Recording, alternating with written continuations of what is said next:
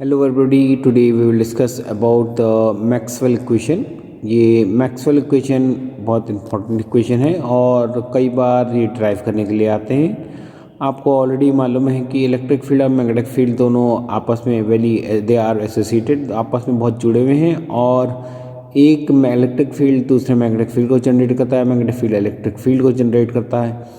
और इसी को देख कर के 1862 में मैक्सवेल ने अपने 4 फंडामेंटल लॉज दिए जो कि बहुत इंपॉर्टेंट है। और 4 इक्वेशन इस तरीके से हैं: Gauss law of electrostatic, Gauss law of magnetostatic, third law है Faraday's law of electromagnetic induction, और फोर्थ लॉ है एम्पेयर सर्किट लॉ। इसको हम इस तरीके से डिराइव करेंगे।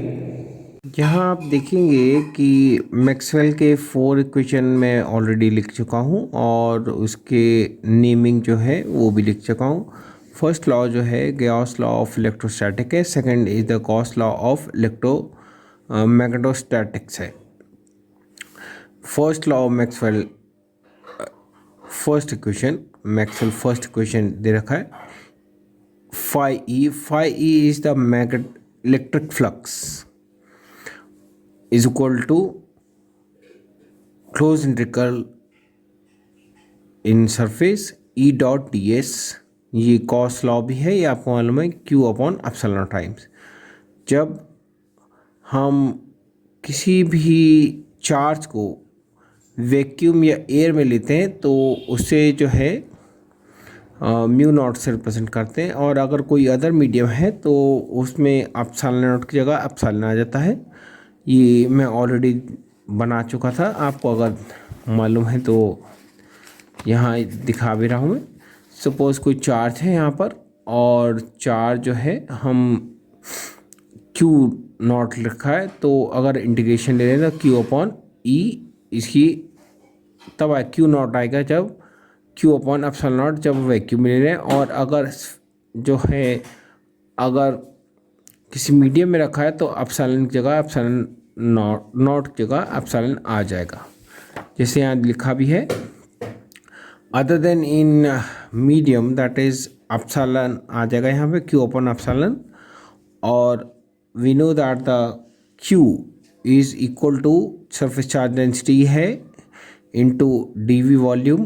तो चार्ज जो है वॉल्यूम इंटीग्रल अगर हम लें तो इसके बराबर आएगा from first and second equation. इसकी वैल्यू पुट कर देंगे, close integral of E dot D S is equal to 1 upon epsilon times mu D V. ये this is an integral form of the Maxwell first equation using the Gauss divergence theorem. ये Gauss divergence theorem use कर रहे हैं, जिसका formula है, आप देखेंगे यहाँ पर, surface integral of E dot D S is equal to volume that means close integral of volume divergence of E dot V D V. Third और फोर्थ, ये फोर्थ इक्वेशन है। थर्ड और फोर्थ, थर्ड इक्वेशन मैं already लिख चुका था यहाँ पर, अगर आप देखें तो ये थर्ड इक्वेशन है। E close integral of E dot D S 1 upon epsilon not times rho D V. इसकी वैल्यू पुट कर देंगे तो हमको जो मिलेगा वो मिलेगा close integral of close divergent dot E D V 1 upon epsilon times V rho is the charge density into D V. तो इससे हमको क्या मिलता है, that you can say like divergence of E dot rho upon epsilon, और def ये भी लिख सकते हैं।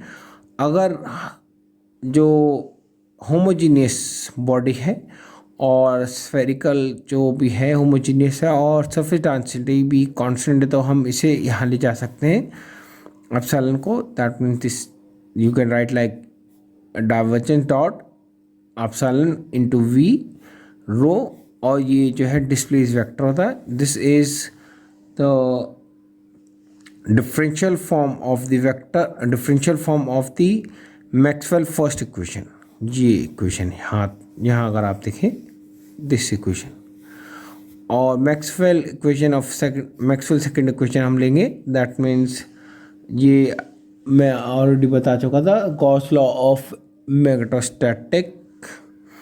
तो phi B is equal to zero, यानी कि कहीं से भी आपका ये कह सकते हैं ना तो कहीं से मैग्नेटिक फील्ड प्रोड्यूस हो रहा है और ना ही एब्जॉर्ब हो रहा है, यानी टोटल। अगर आप इसे समझना चाहें तो आप ऐसे कह सकते हैं, जैसे आप ऐसे कह सकते हैं, सपोज ये हमारा बॉडी है और इससे मैग्नेटिक लाइन जा रही है, तो जितनी इन जाएंगी उतनी बाहर जाएंगी, यानी ना तो कोई सोर्स है और ना ही सिंक है। इससे जितनी अंदर जाएंगी उतनी बाहर आएंगी। तो डी फाई जो है हमारा magnetic field, that means magnetic flux will be zero. यही सेकंड इक्वेशन मैंने लिखा था, जैसे यहाँ लिखा है phi B is equal to zero, तो हम इसे भी लिख सकते हैं B dot D S equal to zero. This an integral from of the Maxwell second equation. ये मैक्सवेल की सेकंड इक्वेशन है, using the Gauss divergence theorem. जो गॉस डाइवर्जेंस थ्योरम को ये बताती है कि B dot D S is equal to close integral divergence of B D V.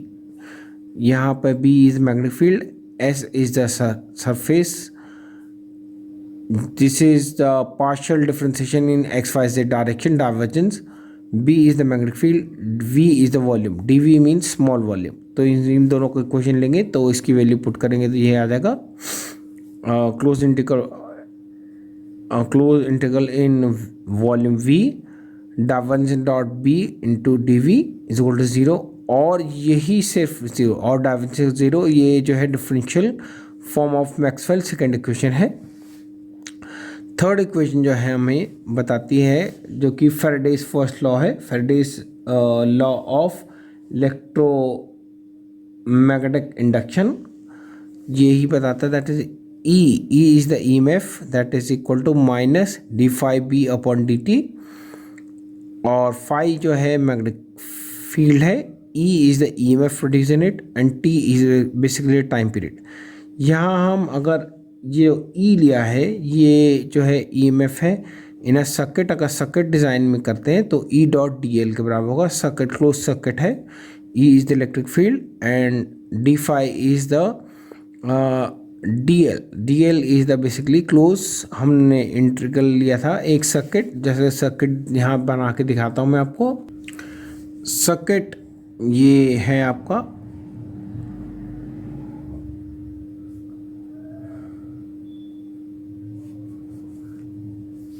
ये दिस इज द सर्किट, इसमें की लगी है और यहाँ रेजिस्टेंस है। तो जितना ईएमएफ क्लोज में चलेगा उसे ई बताया गया है। आगे देखेंगे, यहाँ देखेंगे phi M is the magnetic field that is close surface into B dot D S. तो इसकी वैल्यू पुट कर दें डी मैग्नेटिक फील्ड की, that means E dot D L is equal to minus D phi upon D T close integral of B dot D S. Five S बाहर चला जाएगा, del B upon del T, B is the magnetic field, induce magnetic field, T is the time, S is the area. और आप इस तरीके से लिख सकते हैं। माइनस साइन इसलिए आ रहा है क्योंकि जो इंड्यूस मैग्नेटिक फील्ड, जो फ्लक्स से जो इंड्यूस ईएमएफ प्रोड्यूस होता है वो उसकी रिवर्स डायरेक्शन में होता है, इसलिए माइनस साइन आता है यहाँ पे। Using the Stokes theorem, close integral of E dot D L is equal to close surface of divergence, इसे डेल भी बोलते हैं, del cross E dot D S इसे रखेंगे। इसकी वैल्यू हम इस इक्वेशन में रख देंगे तो हमको क्या मिलेगा, close integral in surface del cross E into dot D S is equal to, यहाँ पे यही वैल्यू रख दिए, minus close surface close integral with respect close integral in surface D B upon D T into D S. तो D S cancel हो गया, तो हमको क्या मिला, दैट इज ये del cross E is equal to minus del B upon del T, इसे हम कर्ल भी लिख सकते हैं। कर्ल का ये स्वाइप करा है, यानी कि आप ये कह सकते हैं डेल क्रॉस ई जब स्वाइप कराएंगे, जैसे आप देखेंगे इसे ऐसे कर देख, जैसे अगर ये आपका डेल है और स्वाइप कराया आपने इस डायरेक्शन में, your like this is B, तो जब ये स्वाइप करेगा तो ऑब्वियसली जैसे मैं इसमें दिखा रहा हूँ हैंड से ऐसे करके मूव करेगा तो अप जाएगा इस तरीके से। तो ये स्क्रू के उसमें होता है, और अगर रिवर्स डायरेक्शन में करते हैं तो दैट इज गोज डाउनवर्ड, यानी इनसाइड द पेपर, इस तरीके से इसका लिखा जाएगा। तो ये this is the differential equation of the Maxwell third equation, और इंटीग्रल फॉर्म मैं ऑलरेडी आपको दिखा चुका था। यहाँ ये इंटीग्रल फॉर्म है ऑफ मैक्सवेल थर्ड इक्वेशन। अब मैक्सवेल फोर्थ इक्वेशन लिखेंगे जो कि एम्पेयर सर्किटल लॉ है। एम्पेयर सर्किटल लॉ हमको दैट मीन्स जो वैल्यू आएगी वो आएगी close integral of B dot D L is equal to mu I, B is the induced magnetic field और del L is the basically the length, mu is the permeability, I is the total current। यहाँ पर current जो आएगा यानी conduction current density, ये conduction current है और ये डिस्प्लेस करंट है। तो डिस्प्लेस करंट क्या था? डिस्प्लेस करंट मतलब कि जो करंट कैपेसिटर में चलता है उससे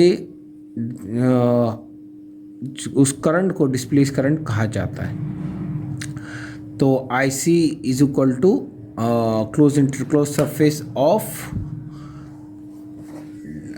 आई J C dot D S, और I D is equal to जो हुआ that means close interface of J D, यानी surface charge density in displace current into D S. इन दोनों की वैल्यू हम इस इक्वेशन में पुट करेंगे तो हमको क्या मिलेगा? Close integral of B dot D L mu surface integral J dot D L close integral J D into D S. ये करंट डेंसिटी है, current density conduction current density, this is displacement current density, mu is the permittivity in permeability, यानी magnetic permeability मतलब होता है कि जितना magnet या electric field लगा है, जैसे यहाँ मैं दिखाता हूँ, सपोज हमने नॉर्थ पोल लगाया, ये this is north pole and this is south pole. इसमें आपने मैग्नेट रखा और जब इस पे फील्ड में रखेंगे तो ये फील्ड जो जाएगा दैट मीन्स इसमें कितनी लाइन इसे पास करेंगी, ये इसे बोलते हैं म्यू, इसे परमिएबिलिटी बोलते हैं। और जो लाइन इसमें से पास कर रही हैं, जा रही हैं, उसे एच से रिप्रेजेंट करते हैं मैग्नेटिक फील्ड इंटेंसिटी। और जब इसे बंद कर देंगे तो जो हमारा मैग्नेट बनेगा और इससे फील्ड निकलने लग जाएगा, यानी मैग्नेट बन गया, तो इसे बोलते हैं बी, यानी कि मैग्नेटिक फील्ड इंटेंसिटी, नहीं magnetic induce magnetic field intensity, induce magnetic field intensity बोलते हैं, जो कि बी से रिप्रेजेंट करते हैं। यहाँ बी वही है और एच जो है मैं ऑलरेडी दिखा चुका हूँ, यानी कि दूसरी एक्सटर्नल मैग्नेटिक फील्ड जो नॉर्थ एंड साउथ के। यहाँ इसकी वैल्यू पुट करेंगे, इसमें हमारा है close integral of B dot D L, close integral surface integral दे रखा है आपका mu J C plus J D del D upon del T is the displace current into D S, ये value है। म्यू की मैं अभी बताया आपको, ये रिलेशन होता है induce magnetic field is equal to permeability into the applied magnetic field. इसकी वैल्यू पुट करेंगे, इसमें म्यू म्यू कैंसिल हो जाएगा हमारा, और हमको जो मिलेगा H close integral of H is equal to integral of S J C plus G D upon D T into D S. और यहाँ जो है आपका डी एल भी है, यहाँ डी एल भूल गया हूँ मैं, डी एल भी होना चाहिए, तो डी एल